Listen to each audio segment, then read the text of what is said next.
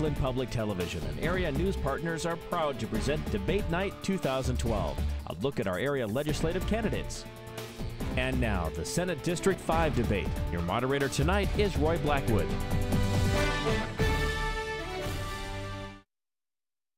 Good evening, and welcome to Debate Night 2012, 11 debates over 4 nights. Tonight's debate is coming to you from Lakeland Public Television Studio in Bemidji, and the candidates for this hour will be for Senate District 5, Tom Saxhaug, Democrat, and John Carlson, Republican. We have a panel of journalists with us this evening to ask questions of the candidates, and they are Dennis Wyman, Lakeland Public Television News Director, Steve Wagner, Bemidji Pioneer Editor, and Scott Hall, KAXE News Director. The rules for the debate this evening are as follows. Each candidate will have 3 minutes for opening statements. Then we'll move to the panel, who will ask questions after the opening comments. Some of these will be their own questions. Others will be ones that they have gleaned from the public. The candidates will rotate the order in which they speak, beginning with opening comments, and that order was decided randomly in advance. But after that point, each will alternate. So the opening comments, and then each will alternate in their questions and in their answers and in the closing comments. Each candidate gets 2 minutes to answer the question, and each will have a 1-minute rebuttal opportunity following the questions.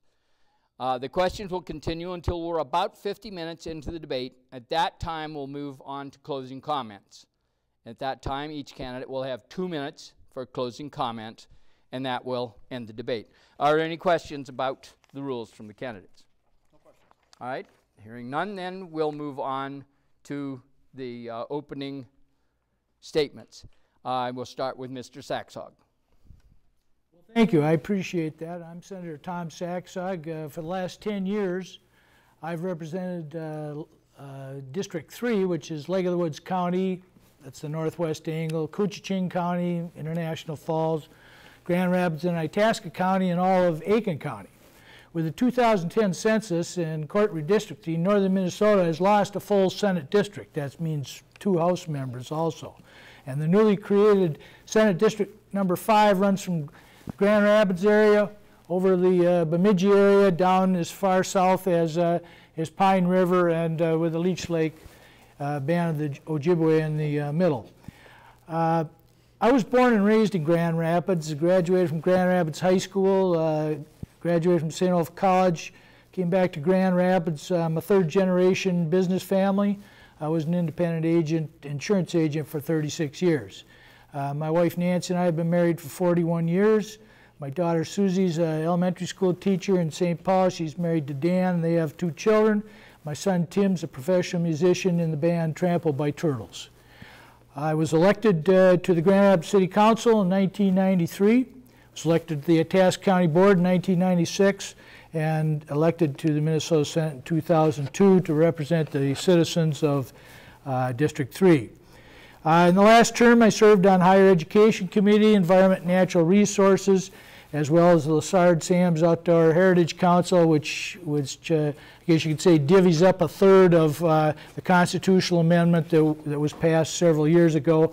I'm on Iron Range Resources Board and Explore Minnesota Tourism Council. While in the Senate, I authored and have authored many pieces of legislation each year. I focused on bills that would help our resource-based economy in northern Minnesota. I authored a forestry bill when in the majority. For instance, in 2005, I authored legislation that allows for a 6th axle on logging trucks. What that does, of course, is allow larger loads to be brought out of the forest into the mills, making loggers more profitable and ultimately reducing wear and tear on our roads. I promoted job growth by authoring legislation appropriating money in 3 bonding bills that will assist in building and the infrastructure for the Esser Iron and Steel Plant. That helped the city of Nashwauk and Esser construct gas and electric infrastructure. And Itasca County to build a new 12-mile railroad into the site. That'll create the first new iron steel plant on the Iron Range in 30 years. And when asked by the governor, I sponsored legislation in 2011, protecting our waters and tourism from aquatic invasive species. Many of that bill were in the last Game and Fish bill. Okay, thank you, Mr. Saxhaug. Mr. Carlson. Thanks, Roy, and I want to thank Lakeland Public Television for this opportunity for all of us candidates throughout all of the races to come together and have a dialogue with the audience, and thank the audience for tuning in tonight. I'm a family man, first and foremost. If I didn't say that, my wife would probably get after me. We've been married for 34 years. We have 2 grown children, and they have both gotten married and are giving us grandkids. We have 3 wonderful grandkids right here in Bemidji, and we have another one on the way. So they start going pretty fast. I'm a small business owner. My wife and I own a small insurance agency. And when I'm not in St. Paul, we're back here trying to help our clients out. But when I'm away, my wife takes care of the business, and she does a great job. Thanks, Ann. I appreciate that. Prior to becoming an insurance agent and owning our insurance agency, I was a chief financial officer for a medical diagnostic imaging company for 18 years. And there I was a certified management accountant and responsible for the large growth that we had over the course of those 18 years before selling out to a large company. In addition to being a small business owner and a certified management accountant, I've been a youth sports coach for about 20 plus years. Anything from baseball, softball, boys and girls hockey. It was just fun helping the kids out and helping the kids learn that value of hard work, personal accountability, teamwork, and sportsmanship. And you know, it was in that process of working with these kids that I come to realize that it's really important to make sure that if we're teaching these kids the value of being good stewards and being good people as they grow up, we need to make sure that we leave them a better world than we came in with. And so that's really what prompted me to get into the political arena. I was not a politician before by any means. I was never on a city council or a county commissioner, but just got into this and I'm really enjoying it. It's been an incredible privilege to represent District 4. All the way from Bemidji down to Pillager and Motley. Sometimes it's a little hectic trying to learn the ropes when you're a freshman and you make a few mistakes along the way, but you learn quick and you admit your mistakes and move on. And my committee assignments are Environment and Natural Resources, Higher Ed, Capital Investments, and State Government, Innovation, and Veterans Committee. So in addition to helping my constituents with problems, what I've worked really hard for is the forest products industry and making sure that we can have a vibrant forest products industry here in northern Minnesota. Thank you, Mr. Carlson. Now we'll move on to questions, and the first question will come from Dennis Wyman, Lakeland News. Okay, thank you, Roy, and thank you both for joining us tonight. This is a very exciting season for everybody, and what makes this even more interesting this year is the redistricting. And this is, I think, the first time in the 12 years we've done these debates that we have 2 sitting senators facing off in the same election. So the district is new. It's a unique race, as I said. How has your district changed, and in what ways or what new issues have you discovered with the change in your district, if there have been any? And are there any new concerns for you with the district? So basically the question is, what has changed now with this new district, and how will it change how you govern if elected? Thank you, Mr. Wyman. Mr. Carlson, speak to that question first. Thank you very much. I think for me, geographically, the area got actually a little bit easier to travel.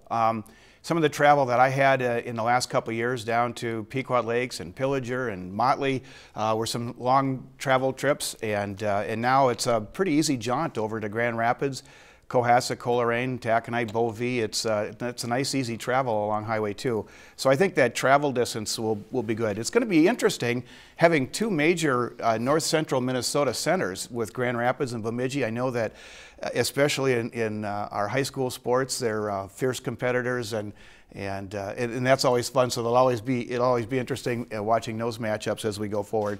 But I think the area is very similar, and in fact, a lot of ways, I think that the courts probably did a good job of pairing up Bemidji and Grand Rapids in that there's a lot of similarities in the tourism, in the timber. We don't have taconite over in Bemidji, and Grand Rapids is just on the edge of it, but but it's very similar in those areas. And so I think the concerns that we have in my old Senate District 4 and the concerns that they have in Senator Saxhaug's old District 3 are very much the same. And so I think we'll just continue forward representing our constituents in the best way that we can. Thank you, Mr. Carlson. Mr. Saxhaug. Well, thank you. I think that John mirrors many of the sentiments that I have. I think what I'd start out by saying is that having 6 incumbents, and as I said in my early remarks, losing one Senate district and 2 incumbents who are House members, North Central Minnesota is the one that loses here. And, you know, it's just 3 less people we have to tell our story down at the state capitol. But that being said, and this new District 3 coming up, I'm in 3, we'll be 5. 5 is about 1/3 of the size of my old district. That being said, it's almost identical in terms of what its needs are. It's a heavily forested area. The forest industry is very important. Tourism is very important. The fishing industry, the trails industry are both big parts of it. It really is. I look over on my end right now, and the part that's on the Mesaba Iron Range. Those are the new places. That's where Magnetation and Esser Steel are located. So that's going to be a part of mining too, and permitting is going to be a big piece of that. So I think it's a lot the same, and again, it's a loss with losing that district. Thank you, Mr. Saxhaug. Mr. Carlson, any rebuttal? No. Okay. Mr. Saxhaug, anything else? Okay, then we'll move on to our second question from Steve Wagner of the Bemidji Pioneer. Thank you, Senators, for joining us today. Rural Minnesota is losing population and thus legislative representation. Tell us how you can do a better job than your opponent in making sure your part of the state is well represented in light of increasing urban political power. Thank you, Mr. Wagner. Answering first, Mr. Saxhaug. Well, I think that that's one place, Mr. Wagner, that having some experience down at the state legislature really does help. You know the people from all parts of the state who are conducting business down there, and as John would probably agree with me on it, it's a huge education process. You have to be able to explain to people who live in the center of Minneapolis what a forest is all about, why mining an iron mine or a copper nickel mine is not going to completely destroy the environment, and why not that we should never cut a tree because it would be much better for tourism in the long run. These are the types of things we have to talk about with the people down there, and I really believe that the relationship that I've established with both sides of the aisle makes me uniquely qualified to take care of that. Thank you, Mr. Saxhaug. Mr. Carlson. Oh, thank you, and thanks for the question, Steve. Appreciate it. I guess the thing I would say is in my first 2 years, I was able to chief author 59 pieces of legislation and got 28 of them passed. And I'm told that that's probably a pretty good batting average for a freshman legislator. And I guess what that shows is that I am willing to and able to work across the aisle on all issues. I think the important thing is being able to listen to constituents, being able to take those concerns down, talk to the people that control the committees, talk with them, talk with their staff, talk with the governor's office, present your case, have people come in, present their testimony, and when that's all done, and it takes a lot of work, but that's okay, that's what we're there for. And so with that background, I think I'm uniquely qualified because I've already shown that all of the 28 pieces of legislation that I passed were bipartisan, and so I've been able to prove that I can get that job done. Thank you, Mr. Carlson. Mr. Saxhaug, any rebuttal? Well, I've had passed an equal amount of bills in my years down at the state legislature, and in fact, the forestry bill has always been the bill that went in the majority that was usually considered to be my bill, and I was usually considered to be the person, the go-to person, when it came to forestry issues. So I think that I'm qualified, well qualified, to take care of that very important part of our economy. Mr. Carlson, in rebuttal. I would just say that that all the people of north central Minnesota, even though it's a shame that we're going to lose one of us and lose that representation, I think we'll be well served by either Senator Saxhaug or myself. We're both heavily involved in those issues, and so I think the people can be rest assured that forest products industries are going to be well represented. Thank you, sir. Moving on to the third question from Scott Hall, KAXE. Thanks, Roy. Over the last 10 years, the state of Minnesota has balanced its budget for the most part, not raising statewide taxes, income taxes and others, and used property, kind of cut the local government aid and moved the tax burden onto the property taxes. A lot of our small towns now are feeling a lot of pressure of not having, they've kind of exhausted their property taxing ability. So also the schools have been borrowed from, the school funds have been borrowed from. In the future, this doesn't appear to be a sustainable way to make state budgets. So how would you, I guess, refine, streamline, or restore the more traditional state budget making process? Thank you, Mr. Hall. Mr. Carlson, your first response. Sure. Thanks, Scott. You're absolutely right. We cannot continue to kick the can down the road to balance the state budget. We just can't. That's been going on for far too long. It happened in the previous years before the legislature of the last biennium, and certainly we did some of that in this last session as well. If Governor Dayton would have accepted our initial proposal at $34.2 billion, we wouldn't have had to have the school shift, but that didn't happen, and I think everybody knows what happened after that. So as we move forward, and as our economy, and we see our economy is picking up a bit. We've already seen the economy grow about almost $1.5 billion beyond the projections that we had in the last biennium budget. And so that growth will give us the ability, as long as we curtail our spending and keep our spending down, which is what we have to do. Up until the last biennium, for the previous 40 years, the state government had grown at a rate of 17% every biennium. That's just not sustainable.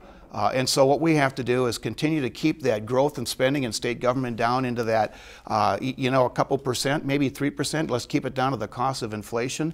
Last year we were able to keep spending down to about a little over 4%, and that really helped. And we streamlined some processes, and we're forcing the agencies to be more efficient. And as they become more efficient, they're able to keep their labor costs down through attrition, and so we really have to be mindful of that. I think, as we pay back those school shifts, and we'll be down to probably at least an 80-20, the ideal would be get back to the 90-10 on the school shifts. Thank you, Mr. Carlson. Mr. Saxhaug. Well, I sat here 2 years ago with my challenger, and he told me just about the same thing. He said that we'll have a $5 or $6 billion deficit, and what we can do then, of course, is make cuts and do efficiencies, and eventually we'll get down to where we need to be, and certainly we don't need to raise any additional revenues. Well, we got done with this year, and after we did about or the majority did about $3 billion in cuts, most of them, at least half of them being one time, we had a shutdown, and there was no additional revenue raised. There was no additional compromise with the governor. We got down to that shutdown, and eventually what did happen is a $2.5 billion shift, borrowing from the schools, whatever you want to call it, plus buying some bonds with some income from tobacco bonds. But we can't do that. There has to be some type of a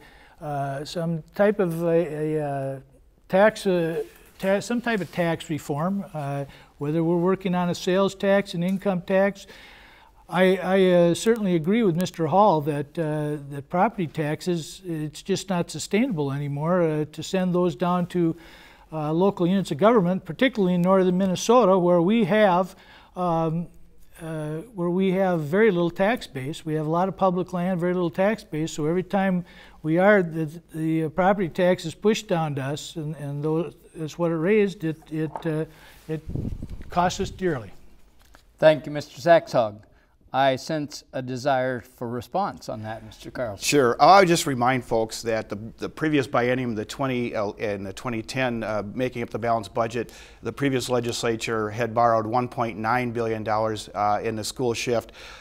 In our session, we borrowed only an additional $770 million over what was borrowed previously. And then because the economy was moving around, and especially because we did not raise taxes, which is what you don't do when you're having problems with the economy. You don't raise taxes in a bad economy, and we didn't. And so therefore, the economy started getting better. We were able to pay back almost half of that shift, and then we presented a bill to the governor to pay the other half of that back, and the governor vetoed it.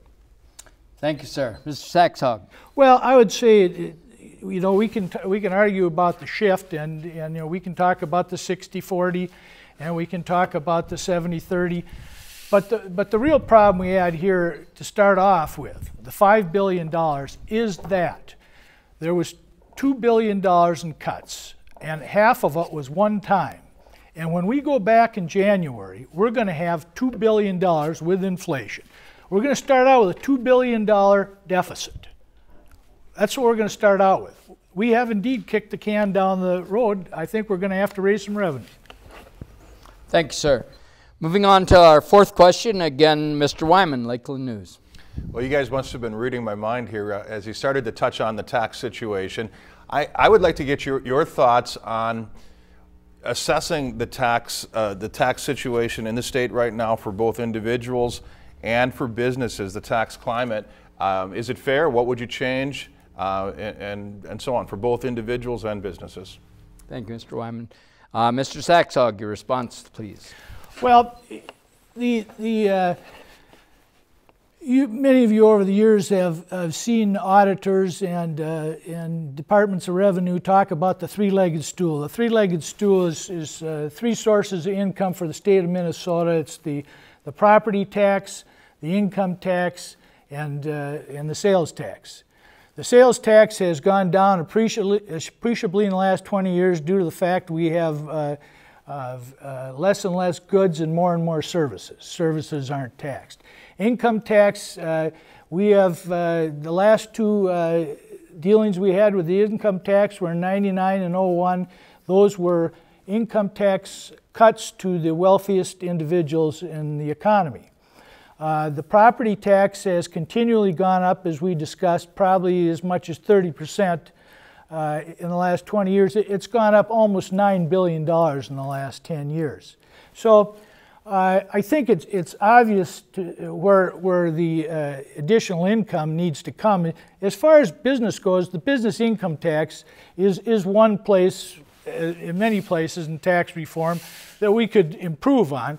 Mainly because when the economy goes in the tank or goes downhill, the first thing to go is the business income tax. It's not an efficient tax. It's one of those that we ought to be doing away with probably. Okay, thank you, sir. Mr. Carlson. Well, yeah, the property tax has gone up, but if you look at what happened in the last couple of years, property taxes went up across the state at an average of about 2.7%. That was the lowest increase in the last 10 years. And projections are that property taxes will actually decrease in the next 2 years by about 1.7%. The problem with the property tax and that whole issue of the homeowner, the tax credit, is that the state wasn't paying the local units of government back. It was a source of income back to the local units of government that wasn't relied upon.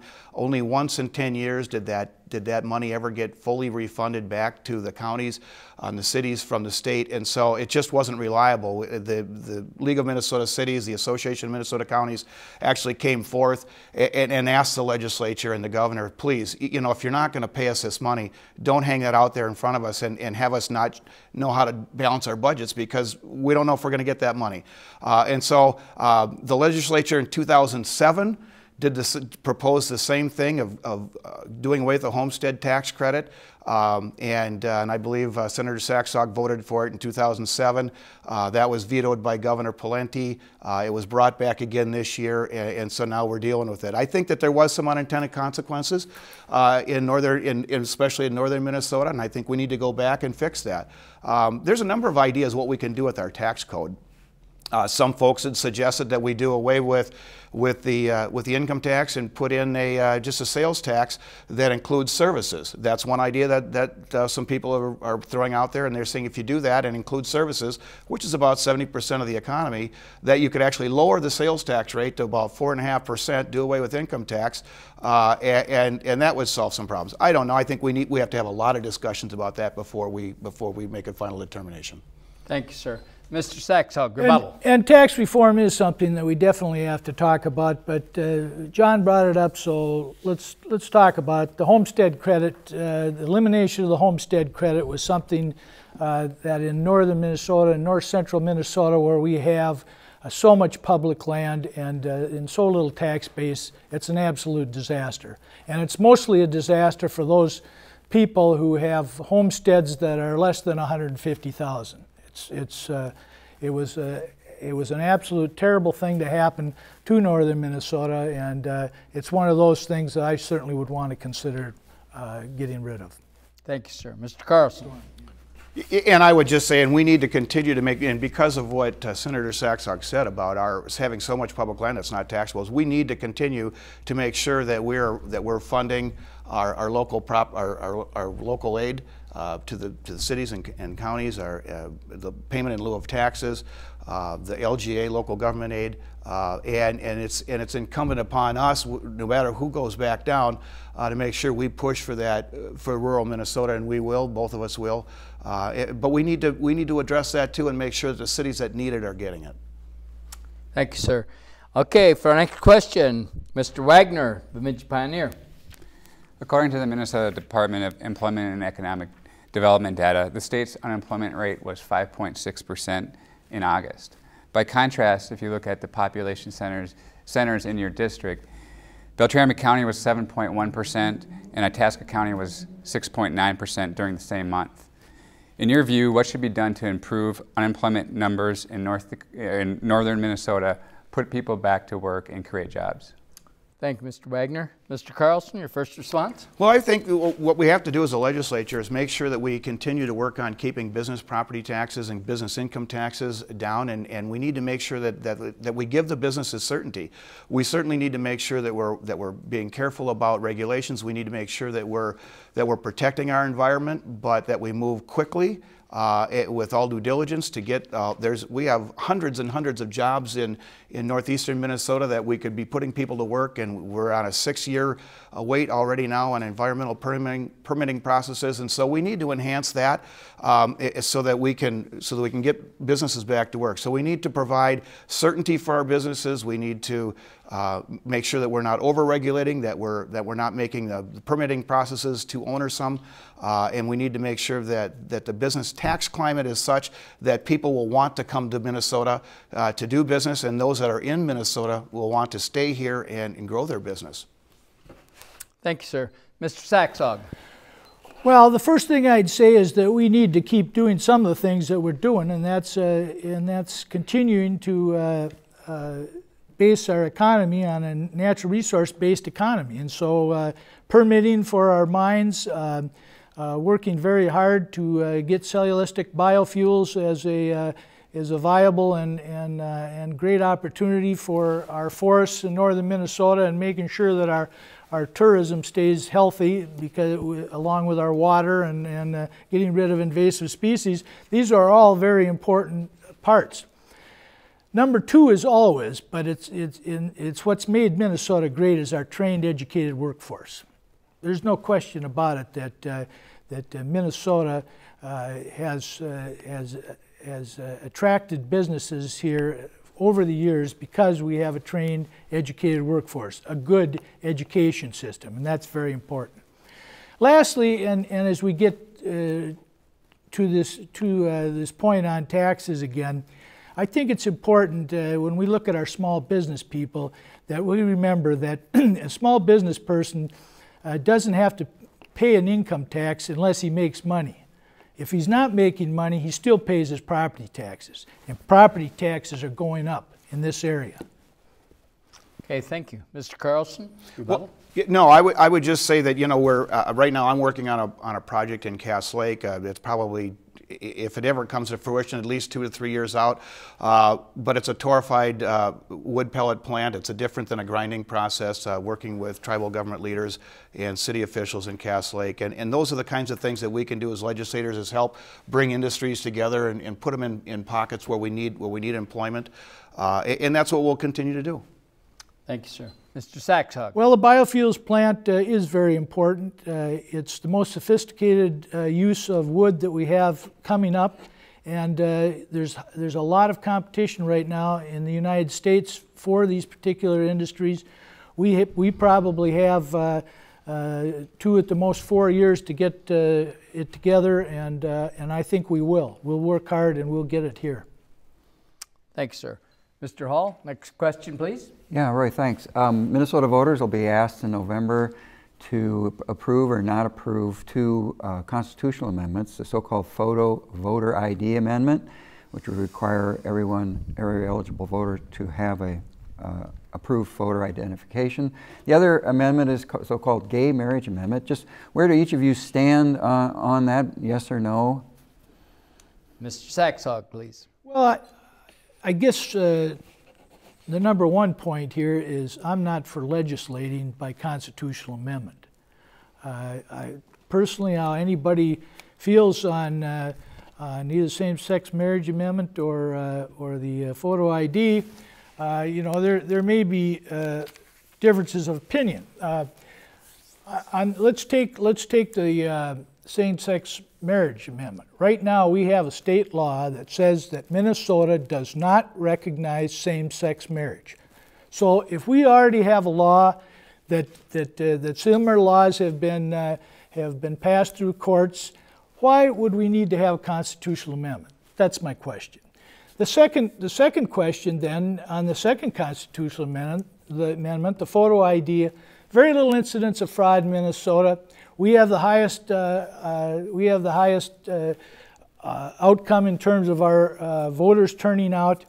Why would we need to have this done? Why can't we just get together with the legislature and the governor? I don't understand it.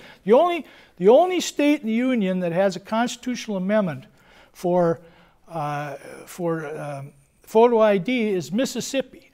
I just can't fathom us being compared to Mississippi in terms of that particular ID. The last thing is John's is a voter by mail-in ballot. That would make those mail-in ballots provisional. It would hold up the election. It would cost extra money to do that, another expense that rural Minnesota can't afford right now. Thank you, Mr. Saxhaug. Mr. Carlson, your response. Thank you very much. Actually, I'm in favor of both of those amendments, and I'll tell you why. What we've found out is in many states, we have some judicial people that want to decide what they think law should be and what it shouldn't be.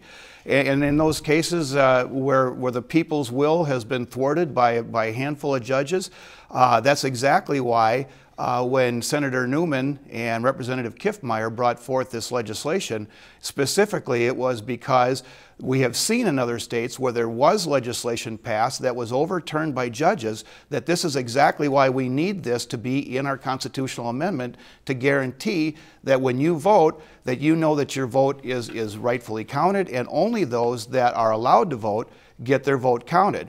Now, with regard to no evidence of voter fraud, I guess I would question why in 2008 over 20,000 of the post-election cards that go back out to those people that same day registered got sent back undeliverable. And I don't know how many, and a lot of that you can't go out and track it and find out who these people are. Clearly the intent of the law was made very clear by Senator Newman on the floor of the Senate. We were both there.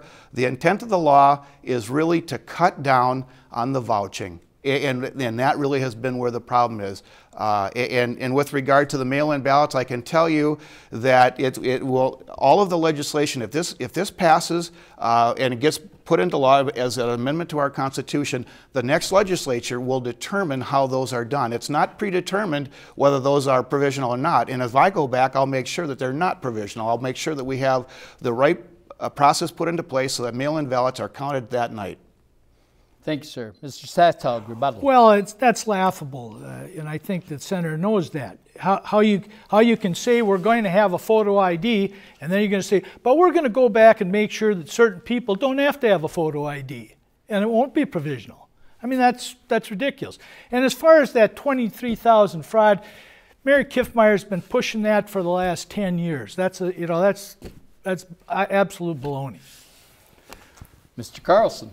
Well, I guess that's one of the areas where Senator Saxhaug and I disagree. I believe that we ought to have a voter ID to vote. And as far as the marriage amendment, there again, I think it's up to let's let the people decide. And that's why we put it forth to the people once and for all, so that the judicial system can't determine what the outcome should be. Let's let the people decide. Thank you, sir. Mr. Wyman, next question. Well, it seems every time we have these debates, it's a topic that comes up, health care. What is the state government's role in dealing with the concern of rising health care costs? Okay, and first answer would be from Mr. Carlson. The state's role in dealing with the rising health care costs for both individuals and businesses that have to provide health care, just the overall costs in general, from the medical costs that you incurred at hospitals and things like that? Well, I think, really, first of all, Minnesota has been one of the leaders in healthcare in the nation, and I think we've done a pretty good job over the year of making sure that people that are uninsurable can get health insurance through the Minnesota Comprehensive Healthcare Association. We have Minnesota Care, but certainly the costs have continued to rise. I think what we need to do, and Minnesota has one of the most onerous regulations with regard to the mandates on health insurance policies. I think we're up to, last count, I think 67 or 68 mandates that every health insurance policy has to have. And that makes it very difficult for insurance companies to be able to craft policies at a lower rate. If we gave people the opportunity to maybe purchase their insurance on an a la carte basis, pick and choose, I would like this kind of coverage or that kind of coverage, much like they do with auto or homeowner insurance. If we gave people the ability to have more competition in the insurance marketplace, that would certainly help a lot also. And I think those are some things that we can do. Okay, thank you. Mr. Saxhaug. Well, John's right. We've been number one in health access to health care in the United States for many years, and that's something to be proud of course. And right after a trained, educated workforce, it's one of those things that businesses that come to Minnesota and grow in Minnesota favor about Minnesota.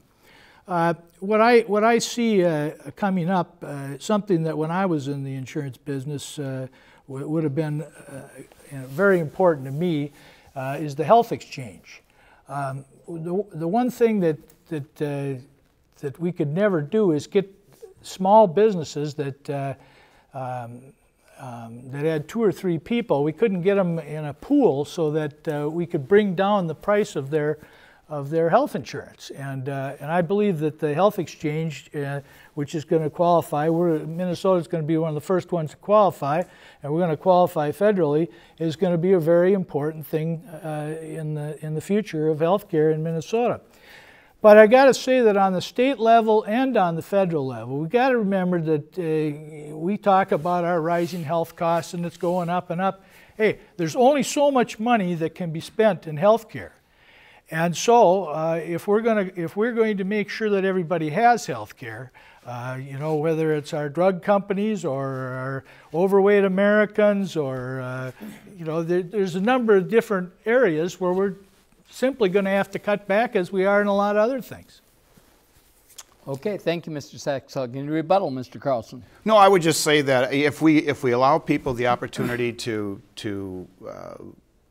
shop around for their insurance. I think that's going to be very helpful. I think with regard to health insurance exchanges, if we're going to be mandated by federal government to have one, I think that as a legislature we ought to weigh in on that and not just let a handful of people picked by the governor to do that. We need to craft a Minnesota exchange, not accept a federal exchange. Okay, Mr. Saxhaug, anything else? And of course, the governor and that small group that John refers to is very qualified to do what they're going to be doing, and Minnesota will have one of the finest exchanges in the nation. Thank you. Mr. Wagner, next question, please. Thanks, Roy. Both of you have been in St. Paul and have worked on public bonding bills. Please talk a little bit about what your philosophy and what should be funded through state bonds, and if there are any specific local projects in which you would lobby for in the next legislative session, and by doing so, could you please define what you mean by local? Thank you, Mr. Wagner. Mr. Saxhaug, first response. Well, the so-called bonding bill, which used to come up every other year, but now comes up on almost an annual basis, but about half the size of what it was when it was every 2 years. In other words, it's about the same thing. Has over the years been a large percentage of it has been for educational institutions and the maintaining of them thereof. Other reasons for having bonding bills have been large public institutions that would create jobs, and not only construction jobs to build them, but let's say a Minneapolis Convention Center or a Duluth Convention Center would, or the Sanford Event Center would be something that we could all gather around, and indeed it would be an economic development impetus. So I guess that you can understand that I'm generally within the limits of what our capacity is as a state. I favor bonding bills. And in terms of what I favor in the newly created District 5, there's a wonderful project which we got planning money for over at Bemidji State University that I think has got some great potential for the future of this part of the state, as well as Bemidji State University, which I think will be a good project. Other large infrastructure projects I think have potential too, and as they come up and we see them, indeed may be what we're going to be interested in the future. Thank you, sir. Mr. Carlson. Thanks. Yeah, the bonding bill, it's been kind of crazy how it's gone from just every other year to a little bit each year, and I'm not sure if we'll go back to doing the old way or not. But in any case, it doesn't really matter. We need those bonding dollars because we have an aging infrastructure, and so I was in favor of both bonding bills. I was very happy that we were able to keep the 2011 bonding bill very strictly to infrastructure projects and make sure that those things that needed our most attention, our roads and our bridges, were taken care of. I was very fortunate this last year in 2012 to carry the bill on the Senate side for Lakeland Public TV's new home, and very grateful for all of those that supported that. Maybe 2 years from now, when we have another debate, we'll be able to be doing it in the new studios of Lakeland Public TV, so that would be exciting. I was also fortunate to carry the bill for the Paul Bunyan Bridge over 197. By no means was I the one that got that done, but I was fortunate enough to be able to have my name on that bill and all the work that people did before that, so we could have a trail that would safely go across Highway 197. All it would take is one death or very bad injury which was inevitable at that intersection, that the cost of this bridge easily is affordable in light of that. As we go, and then also the BSU Memorial Hall Business Renovation Center and the demolition of Maple Hall, all of those things were important for us in northern Minnesota. As we move forward, I know that Bemidji is working hard with the Veterans Committee on building a Bemidji Veterans Home out on the Sanford Medical Center complex. The land has already been pledged by Sanford Center. And now we just need to get the legislature and the department on board, and let's get another home built. Thank you. Mr. Saxhaug, rebuttal. Well, and let's not forget the classroom building over at Itasca Community College.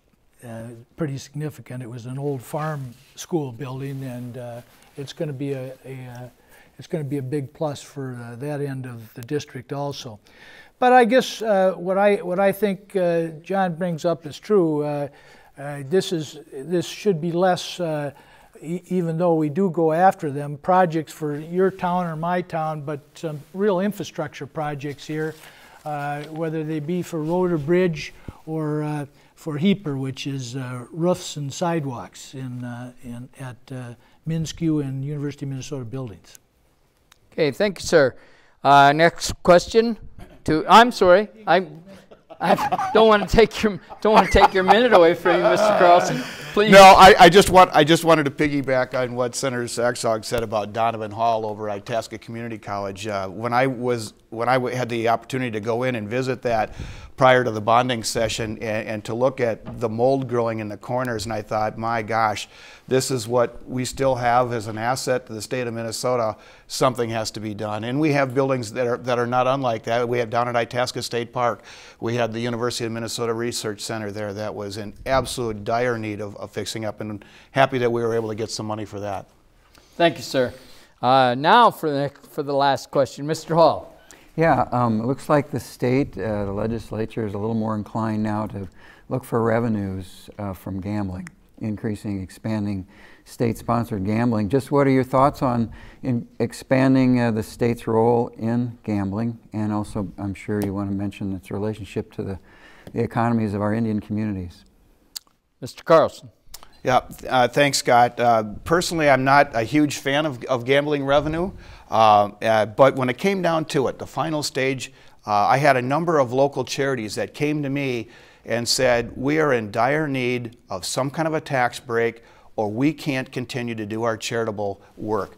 Whether it be for the Legion clubs, the Veterans clubs, the wrestling clubs, the hockey clubs, whatever clubs they were, the snowmobile clubs, they were just flat out getting taxed so much, they were doing so much work that it just wasn't worthwhile anymore. And these charities do a lot of good work with the money that they bring in and all the hard work they do. And so when it was brought forth to me that said, we have an opportunity to raise some money for the state of Minnesota to be used for a Viking stadium, I had to think long and hard about that because I wasn't a big fan of spending money to give to a professional sports team. But the end result of that, I believe, was probably a win-win for everyone. The charities win, quality of life in Minnesota, keeping the Minnesota Vikings here, and all the jobs that building that stadium is going to bring out in the next few years is probably worthwhile. I was not going to be in favor of a Racino bill. And I just, you know, up in our part of the country with Leech Lake Reservation being right in the heart of Senate District 5, I would not have been in favor of anything other than the charitable gambling revenue in order to fund the Viking Stadium. Thank you, sir. Mr. Saxhaug. Well, it isn't going to be a long, drawn-out answer for me. I think to some extent, Scott, that the gambling for the time being has been and the expansion thereof has kind of been put to bed in Minnesota. And it happened because it was one way that we were constantly thinking of promoting pro sports and pro stadiums, and that happened with electronic pull tabs, which seems to going to be adequate. And so that will have taken care of that. And then that left Racino, and it seems that Mystic Lake and the horse track have magically kind of come together and settled their differences. And so I have no doubt that this will come up in the future. But as for right now, it appears to me that the hatchets have been buried yet. Thank you. Mr. Carlson, rebuttal? I would just say I hope Senator Saxhaug's right. I think legislators have been dogged on this issue of racino and stadiums for far too long. I think it's time that we get on with some other things down at the state capitol. Thank you. Mr. Saxhaug, anything else? And Senator Saxhaug hopes he's right too. Okay, that was our final question, and so we move now to closing comments, starting with Mr. Saxhaug. Well, thank you, and thank you to all of you for asking the questions. I got to end up with a question myself. What happened in northern Minnesota in the last session? And you know, the Republican majority, when we got to the end of the session, you know, we shut down state government. And I watched a tax bill that cut payment in lieu of taxes. Beltrami County receives the most PILT payments in the whole state of Minnesota, and only 25% of its land is taxable, and it was cut. LGA has been cut. That means police officers and firefighters. County aid's been cut. Roads and bridges. Higher education is at the same level it was in 1998. That affects Bemidji State, Northwest Technical, Itasca Community College. We then borrowed $2.7 billion. Granted, we've paid a little of it back, but it's right from our education system. And to top it all off, that last tax bill eliminated the homestead credit, resulting in increased property taxes. We don't have tax base up here. We can't afford for that to happen. Should I be elected, I'd create jobs by streamlining permitting, particularly in the mining industry. I'd invest in new biofuel technology for our wood products industry. Right now it's the 4th largest industry in the state. Promote tourism, specifically by fighting AIS right now, aquatic invasive species. And then I think we need to strengthen education, right from early childhood, ending with a trained, educated workforce. I appreciate your time tonight. I want to be re-elected to the Minnesota Senate, and I ask for your vote. Thank you, Mr. Saxhaug. Mr. Carlson, your closing statement, please. Thanks, Roy. First of all, Tom, thank you. It's been a real pleasure serving with Tom and being on a couple committees and learning a lot of things down at State Capitol, so I appreciate that. I want to thank Lakeland Public Television for putting this on, and for the panel of distinguished journalists to help us with the questions, and Roy for standing through the whole deal. Thank you very much. I just want to say it's a real privilege to serve. I think the best thing that we can do, what we can do as legislators, is be servant leaders, and that's what we're here to do. We're here to do the work of the constituents. When I get a constituent that gives me a phone call and has a problem with something, I don't ask if they're a Democrat or a Republican. I ask what the problem is. And then we roll up our sleeves and we get to work to get it done, and that's how we were able to get 28 bills passed this last biennium. It's important that we go in with an attitude of solving problems, not pointing blame. It's easy in the past. It's so easy. You've seen it for the last, oh my gosh, 40 years, ever since we went to a party system back in the 70s. Everyone's eager to point the finger and point blame. The problem is that doesn't solve problems. Pointing fingers doesn't get us anywhere. What we need to do is just get the work done. When we walk in the doors of the Capitol, we need to check those party labels at the door and get the work done. You know, and as far as getting the work done, too often what I've seen in my first 2 years down at the Capitol is people are elbowing each other, trying to figure out who's going to get credit for something, and that's no way to get work done. What we need to do is, again, check our party labels at the door, don't care who gets the credit, and let's go out there and serve the public. That's what we're there for. Thank you very much. Thanks to the audience for listening. Thank you, sir. And thank you, Mr. Saxhaug, Mr. Carlson, for coming out tonight and sharing your views with us. And thank you to the panelists for your astute questions, and especially thank you to the viewers for taking the time and effort to learn more about your candidates. If you'd like to say a recap of tonight's debate, there will be one tomorrow morning's Pioneer. And if you will stay tuned, you will have the opportunity at 8 p.m. to hear a debate between the candidates for House District 5A. That's Mr. John Purcell and Mr. Larry Howes. So we hope you'll join us then. Thank you.